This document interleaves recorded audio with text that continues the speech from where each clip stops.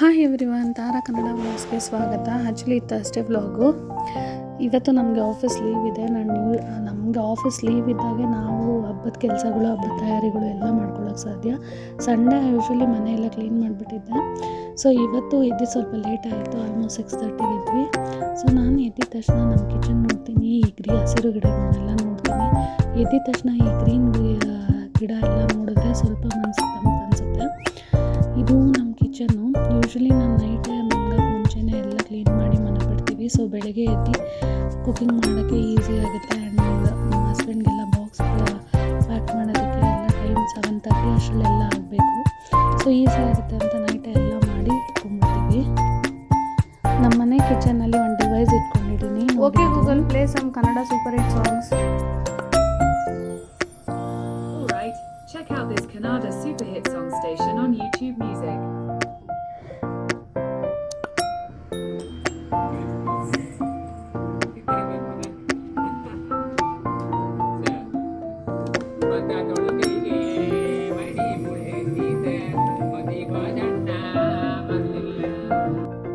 ಇದ್ರ ಬಗ್ಗೆ ಲಾಸ್ಟಲ್ಲಿ ಹೇಳ್ತೀನಿ.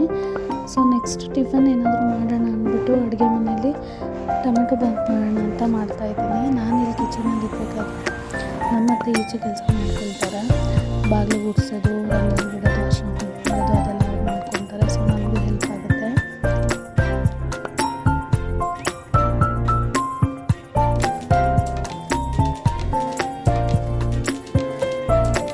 ಇದು ನೋಡಿ ಶೀಟ್, ಇದು ಪಾತ್ರೆ ತೊಳೆಯೋದಕ್ಕೆ ತುಂಬ ಯೂಸ್ ಆಗುತ್ತೆ. ತುಂಬ ಚೆನ್ನಾಗಿ ಪಾತ್ರೆ ವಾಶ್ ಆಗುತ್ತೆ. ನಾನು ವಿಶಾಲ್ ಮಾರ್ಟಲ್ಲಿ ತೊಗೊಂಡೆ. ಇದು ನೀವು ಒಂದ್ಸರಿ ಟ್ರೈ ಮಾಡಿ, ತುಂಬ ಚೆನ್ನಾಗಿದೆ. ಇಲ್ಲಿ ನಮ್ಮ ಅತ್ತೆ ರಂಗೋಲಿ ಹಾಕಿ ಫಿನಿಶ್ ಮಾಡಿದ್ರು. ನೈಸಲ್ಲ, ಯಾವಾಗಲೂ ಮಾಡ್ತಾರೆ ಅವರು. ಇದೊಂದು ಡಿವೈಸು ನಾನು ಕಿಚನಲ್ಲಿ ಯೂಸ್ ಮಾಡೋದು. ಒಂದು ಮೂರು ಡಿವೈಸ್ ಇದು. ಇದೇನೆಂದರೆ ಕಾಯಿ ತುರಿಯೋದು.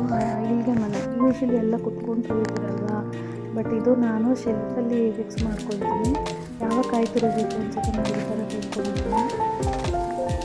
ಬೇಗ ತುರಿಬೋದು, ನಿಂತ್ಕೊಂಡೇ ತುರ್ಕೊಬೋದು. ಏನು ಕುತ್ಕೊಂಡು ಎಲೆ ಹಾಕ್ಕೊಂಡು ಆ ಥರ ಏನು ತುರಿಸಿಕೊಳ್ತಾ ಇಲ್ಲ. ನೋಡಿ ಈ ಥರ ಶೆಲ್ಫು ಫಿಕ್ಸ್, ಜಸ್ಟ್ ಹಂಗೆ ಫಿಕ್ಸ್ ಮಾಡಿಕೊಂಡು ಈಸಿಯಾಗಿ ಗ್ರಿಪ್ ಸಿಗುತ್ತೆ. ನೋಡಿ ತೋರಿಸ್ತೀನಿ. ಈ ಥರ ಒಂದು ಸಣ್ಣದು ಏನಾದರೂ ಬೌಲ್ ಇಟ್ಕೊಂಡು ನೀವು ಆರಾಮಾಗಿ ತುರ್ಕೊಬೋದು, ನಿಂತ್ಕೊಂಡೇ ತುರ್ಕೊಬೋದು. ನಮ್ಮ ಟೊಮೆಟೊ ಬಾತ್ ನೋಡಿ ಅದಕ್ಕೆ ಬಂದಿದೆ. ಸೊ ಫೈನಲ್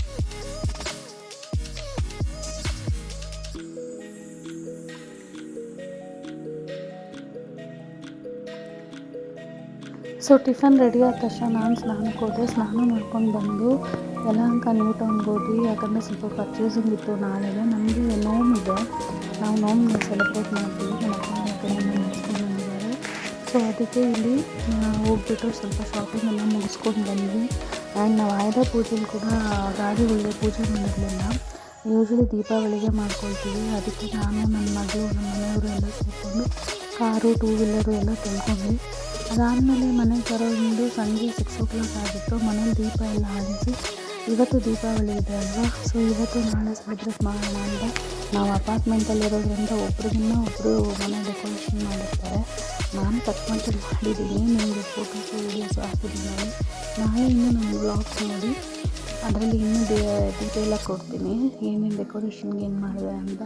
ಸೊ ನಮ್ಮನೆ ಡೆಕೋರೇಷನ್ ನೋಡಿ, ನನ್ನ ಕೈಲಿ ಎಷ್ಟಾಗುತ್ತೋ ಅಷ್ಟು ಮಾಡಿದ್ದೀನಿ.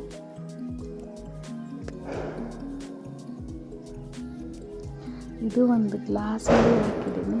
ಇದು ಲೈಟಿಂಗ್ಸು. ನಮ್ಮ ಮನೇಲಿ ಏನೇನು ಗಿಡ ಹಾಕಿದ್ದೀವೋ ಅದ್ರ ಮೇಲೆ ಒಂದು ಜಸ್ಟ್ ಲೈಟಿಂಗ್ಸ್ ಹಾಕಿದ್ದೀನಿ. ಇನ್ನೊಂದು ಲೈಟಿಂಗ್ಸ್ ಬಿಟ್ಟಿದ್ದೀನಿ ಅಷ್ಟೇ. ಎಲ್ಲ ಮನೇಲಿ ಮಾಡಿರ್ತಾರೆ, ತುಂಬ ಚೆನ್ನಾಗಿ ಕಾಣಿಸುತ್ತೆ. ನನ್ನ ಬ್ಲಾಗ್ಸ್ ಇಷ್ಟ ಆಗಿದ್ರು